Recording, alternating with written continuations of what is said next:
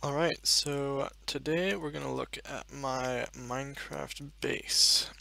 Now, this isn't my whole base. There's plenty more of it further along that way. I thought I'd start with the farms. So, right here I have a Mine Factory Reloaded tree farm coupled with a sludge boiler that produces all sorts of byproducts. This just gives me all my wood and saplings.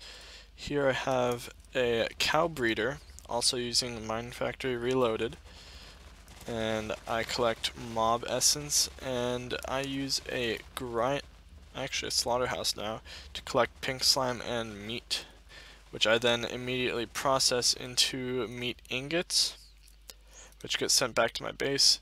I also have a sugarcane and ender lily farm. I haven't finished adding all the endstone yet, and eventually I'll switch it to ender cores, but for now I just have it growing there. It's enough to supply my needs. Here I have a wheat farm, and down here I have a planter for the wheat farm, which also includes a little bit of carrots, and my train station. This is the first time you'll have seen this train station. There are 3 of them currently in my world. They're all linked via computer craft modems. As you can see, there's a little computer down there, and that has a modem on it, as well as it's linked to this monitor, a sensor under this track, a sensor under this track, and also it's linked to an item loader and item loader on here so that we can load in tickets. For example, we're going to take a ride to the power plant. It says track 2, I get in, train departs. It has a tag which defines where it's going to go, and all these switches are mapped accordingly to these names, where E1, S1 power corresponds to from the start, or from the central station at the center of my base, I go on the east 1 branch, then I turn onto the south 1 branch, and then I turn onto the power. Now obviously I'm at my farm, which is in a completely different location, but from anywhere on the network I can travel to this location. So for example, if I were all the way down on that end and off to the right, and then I take another left, theoretically, if I give it this tag, it will end up at my power plant. Now, as you can see on the minimap, we're approaching it right now. Here it is. You'll see the dome on the right as we approach, and my mining laser operation on the left. This sort of a nuclear dome. You can see the nuclear symbol slightly over on the border down there. And we're going to descend down into the train station here under this little crossover section. And you'll notice there's also another train waiting here. Something unique about my system is the fact that there is guaranteed to be at least 1 train at each station at any time. If I were to go back to the farm by flying there without you taking the train, then I know that there's a train there. If I take that train, a server computer at my main base will notice that there are no trains there. It'll look for a station that's willing to give trains, like this one, and it will take a train from here and automatically set it on its way all the way to the farm, all the way over there. So anyway, that aside, here is my power plant. You can see there's where I keep my yellorium and my cyanite. Here's just a little energetic infuser for my wireless terminal, and let's step inside.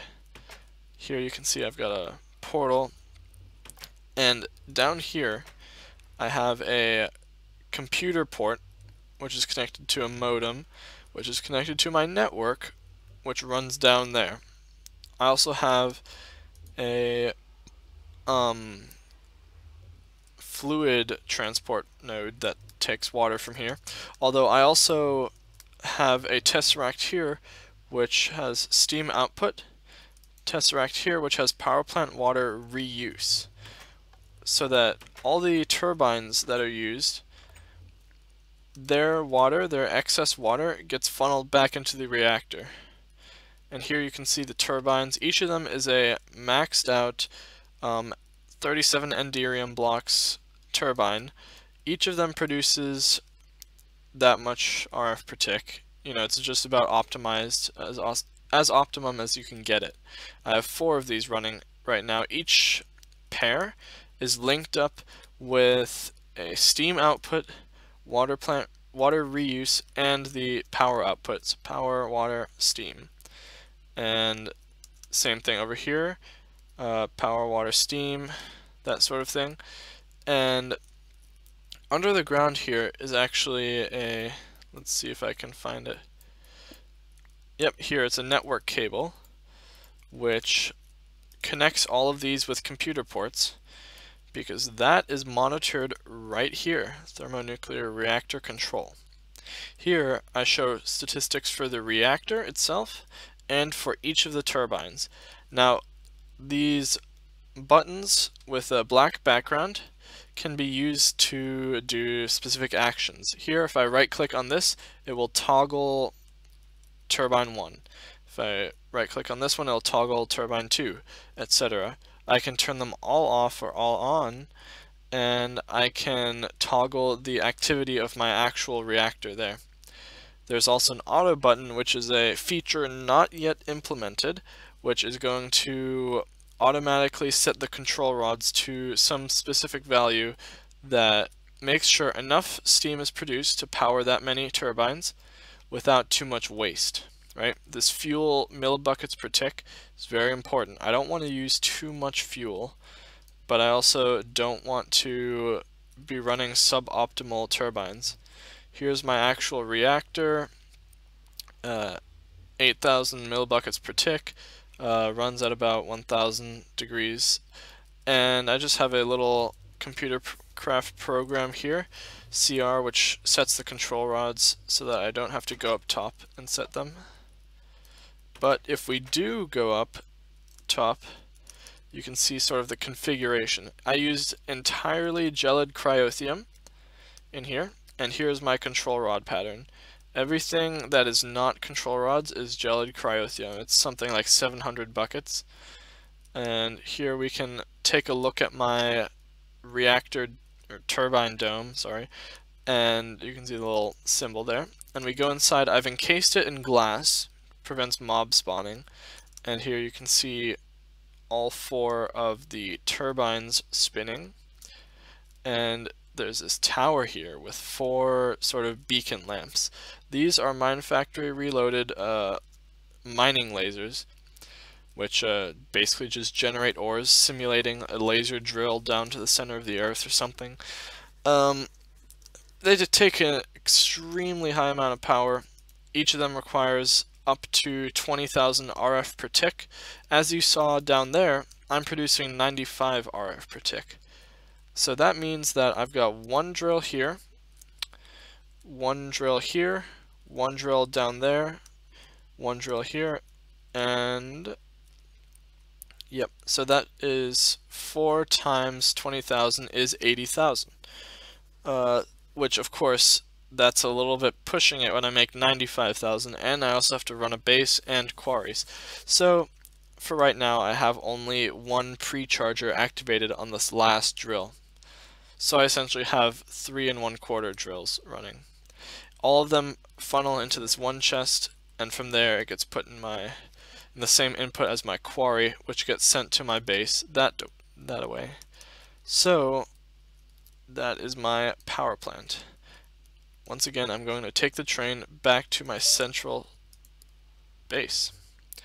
And it's not really one base per se, but a complex of multiple structures that helps produce everything and manage all my items and stuff. So we're going to climb up to this junction, and notice the tag on the train says Central this time and not some code name. That's because Central is the unique identifier for basically the center point in the rail network. because you can think of the rail network as a tree, right? Sort of like the trees that they have in computer science, where you've got one root node, with central being the root node, and many branches from there. So we've arrived in the central station. It's a little bit cramped, but I did what I could with what I had. And you can see that this time I have 3 tracks here. And this is actually the server. What it does is it has a balancing start and a balancing done. And in between there, if some sort of anomaly happens, if for example a train is taken from a station and there's no trains left, then it will write down here saying I'm going to take a train from a different station. It'll tell you the station. That way if you need to debug things, find out where the trains are going, it's all right here. This is a server that controls everything. And so we will head down here, and you can see here's the rails, the junction. And if we head out here, we can see a few skyscrapers. Now this is my spawn town, you could say. I have a few skyscrapers that I've built. This is my helipad on my skyscraper. Now, some of these floors are still not in use because I just built this thing way bigger than I thought I would ever need, just for future use, and I'm still not there yet. So we're going to go over here and hop on the elevator and start at floor 0.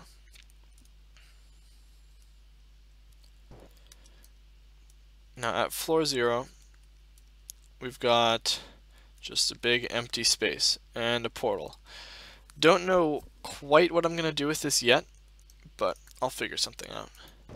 Going up to floor 1, and we have the majority of my applied energistics system. So here I have processor assembly modules. So basically these are just arrays of inscribers set up to produce certain circuits that are needed for applied energistics, just in mass quantities. Look, I've got, what is this, 8 chargers to produce charged Certus quartz, and I've got 8 times 4, so 32 inscribers to create silicon, calculation, all those different types of presses. And here is my core. I have some wires running along. This is my processing, like for materials processing. I've got 6 what are these, furnaces, 6 pulverizers, 6 rolling machines, and of course magma crucible and transposer and a induction smelter. So that's that. Over here I have my QED, which obviously it looks hideous, but I had to do something. Here I've got deep storage for just like all the items that I have way too much of. Like for example, 421,000 copper. I'm never going to use that much. Or 510,000 oak logs. It's just a lot, an obscene amount. I've got all my crafting cores situated around here. I've got two diamond, or whatever they're called, 64K. I've got 4 of the 16Ks and 4 of the 5Ks, or 8K, or whatever it's called, the smallest tier. And here are my molecular assembler boxes. Each of these has 30 molecular assemblers and 30 interfaces.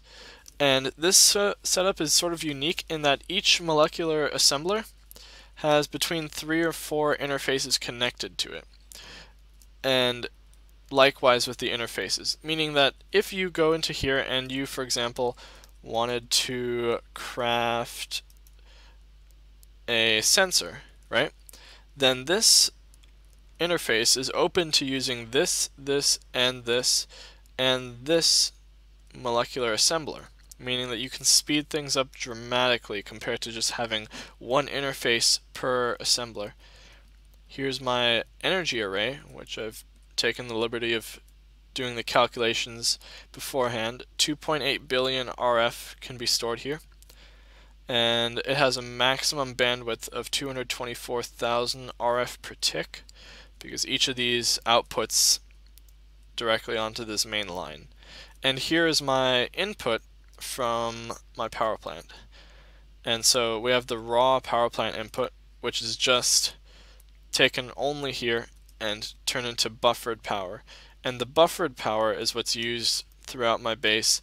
That way, it's sort of like a way of stabilizing what could be an otherwise unreliable source of power. Assuming because the buffered power has basically an extra failsafe in case the power plant goes down. Alright, so we're going to head up to level 2, which is my main crafting area, and basically where I spend most of my time setting up things. So this is a little bit of a side thing, it's not related to that, but this is where I process all my input from my quarry. I have a tesseract here which is connected to quarry, and if you take a look here, oops, I just shut it off, it is set to receive items and send energy. Now it's receiving a lot of items, and ones that can be ground down, I set them in the storage bus for each of these using a AE subnetwork, and I have another subnetwork here which takes items out of here, tries to put them into the furnace, and if not, it just puts them into this strongbox, which using a tiny subnetwork takes it and transfers it into my item input, which goes directly into my storage. For example, if we look here, you can see my copper ingot count is going up sort of slowly. That means I'm getting copper at that amount, and of course stone going up quite fast. Here I have weapons boxes for Flans mod, so I have my machine guns and whatnot, and random things like that, and airplanes and stuff. Here is where my main crafting gets done. I've got my terminal here. You can see 2,000 diamonds, my rail supplies, and here's my development room where I develop programs for my turtles. I've got a little enchanting room. It's all very ugly right now. I haven't taken the time to upgrade anything or any of that. So we're going to go ahead. You've already seen level 3, so we're going to go up ahead to, well, 4 and 5 are both blank, but I'm going to go to 6. And up here we have a mob farm. So what this does is it uses the Mine Factory Reloaded spawn eggs, basically, to spawn copies of mobs. And I do this so that I can use slimes. Like, for example, this slime right here is basically how I get all my slime in my system. So, yeah. Go up top here, and I have a little rooftop garden, right, with a magnum torch to prevent mob spawns. And here you can look out over the rest of the city. There's my hospital, the old train station, my old base house down there, just some skyscrapers here, and a little tavern. There's my coke oven array. And actually what I'm going to do is just hop down. So we head down into the city, and you can see there's a whole bunch of buildings. I build a lot of just random living spaces and I keep track of how many people can fit inside. And so inside this Creosote Tavern, for example, it can fit 4 people comfortably. And I've also got this right here, Telecom Center, which I'm currently working on. It has these elevators to just go up. And here we are up at the top of the tower. And yeah, just most of the floors are not yet done, but it's a start. And so then here is my airport, which to be perfectly honest, I seldom use this, but it looks so nice. I think at least the runway does. This building, on the other hand, is a monstrosity. I tend to use the helipad the most, though, since planes are just so fast compared to what I need when traveling around. Now, this skyscraper here is not yet furnished at all, aside from a little rail going through it. But what it basically is it's going to become like a multifunctional high-rise offices plus room for definitely over 50 people in here, plus some luxury suites and stuff. And here we can see Tower Shade Park, dawn to dusk hours, as you can see, shaded by all the towers around it. Here's my coke oven array. I have 16 coke ovens all running, and what they do is they take coal from my coke factory coal input and they output back into the items input. So what it does is just basically produces tons of coal coke, and as you can see here, I am getting lots of it. And this is what I use to power all my locomotives. So if we go further along here, we can see we've got a rail crossing, and the purpose of this is that when a train comes through here, this detector rail automatically closes these gates and triggers a warning sound so that no one crosses here. For example, let me see if I've got a cart on me. I can show you how this works if I'm dumb enough to stay right in the middle.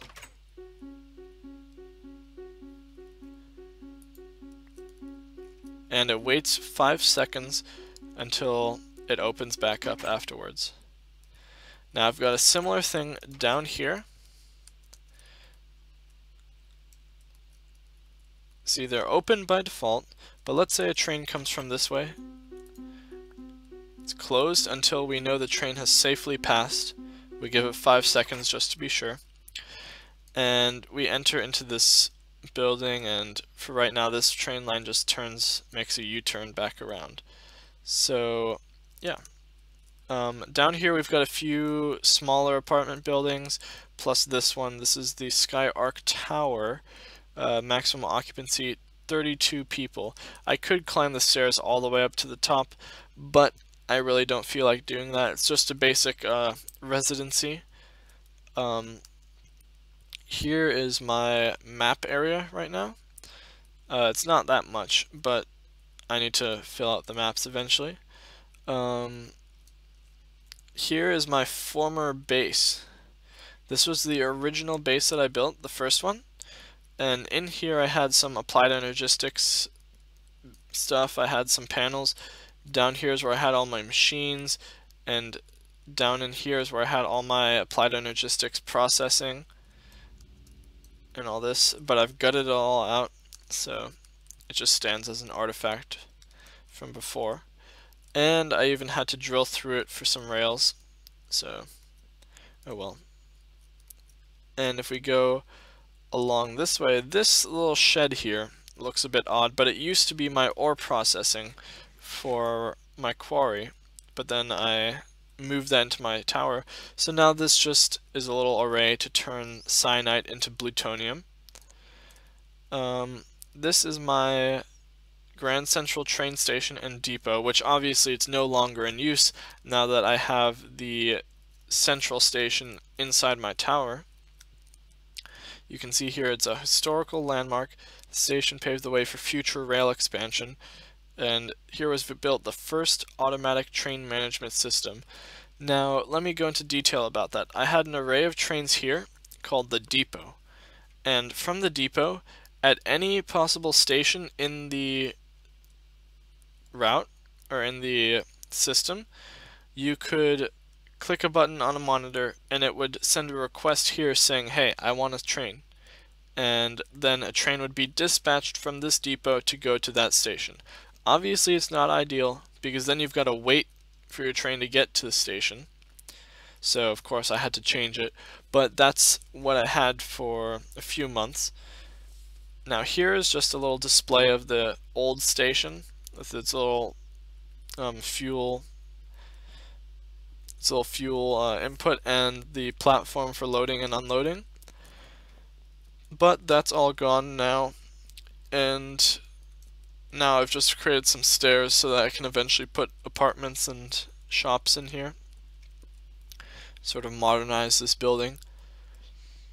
So that is that. We're gonna head this way to the hospital, which, take a nice little look. It's got this little bridge out front, and you see Victus Hospital, max occupancy 17 people. So we've got little chairs, reception area, and a whole bunch of hospital rooms. Each hospital room, honestly, I didn't try that hard, but they have beds in them, so your patients can just fall asleep, I guess. Let's see. I can continue along, and we've got a little shed for an ambulance. And we have Victus Apartments, which can hold 6 people in it. And then here we've got a few estates, and what I'm planning to make a big suburb area out here. Here we've got the Archer residence with 4 people, and we've just got a brick cottage for 2 people, and a small cottage for 1 person. And here's my rail line, but if we follow this path right through this little roof forest nature preserve, we head back over here, and we're gonna follow this path along near the coast and under the city train station. This is the international train station, you could say. Here's where I'm going to have routes. Here's where I'm going to have routes that not just are on my main line that you can see from outside. They're going to be routes separate from that. So like, for example, this line right here is going to head south. You can see it on the map here. I've built some of it crossing this swamp, which is a real pain, but what it's going to do is essentially provide a scenic route southwest to possibly another city. Don't know yet. This track right here essentially follows this route. It goes through the skyscraper, which you saw earlier, the little suspended train. Goes through here, out through that gate, that gated crossing, down here past the other gated crossing, and then through the train station, U-turn, and then back. I'm planning to make this line more of a tour of this city, but that's still a work in progress. So let's see. I will also show off these buildings right here. I have a little florist shop, a cafe, and above that I have some luxury apartments. Same thing goes for here. Whiteway Apartments, 7 people living in this massive building. And then if we head around here, we can see that we've got another building, Afterglow Apartments, 12 people live here. You can tell it's got a very strange architecture to it. Makes it very unique. And here is my production of compressed cobblestone. Now all this is dedicated to creating a octuple compressed cobblestone, which I can then turn into bedrockium, and I am almost there, surprisingly. So you can see it's actually quite fast. I make more than 1,000 cobblestone per second, easily. So I can then turn that into bedrockium over time. Still have not gotten my first piece of octuple compressed cobblestone, but we're almost there. Now I have, I think this is 15 cobble generators running at max speed, and feeding these buffer zones. And then from there it's extracted and put into, I'm gonna say 5 of these tier 1 cyclic assemblers. And then from there it gets compressed further and further and yada yada. So yeah. One thing you might have noticed is this weird pattern here. Now, if you just look at it, you can see that on the other side the track comes out as well, and you can see this brick pattern changes. Now, that's not just random. There used to be a rail line there. I ripped it out when I created this new one, but I kept the old bricks. So we've got the same sort of thing here, except I kept the rails. You see how the bricks go this way? Right here was a tunnel. Let's see if I can still open it up.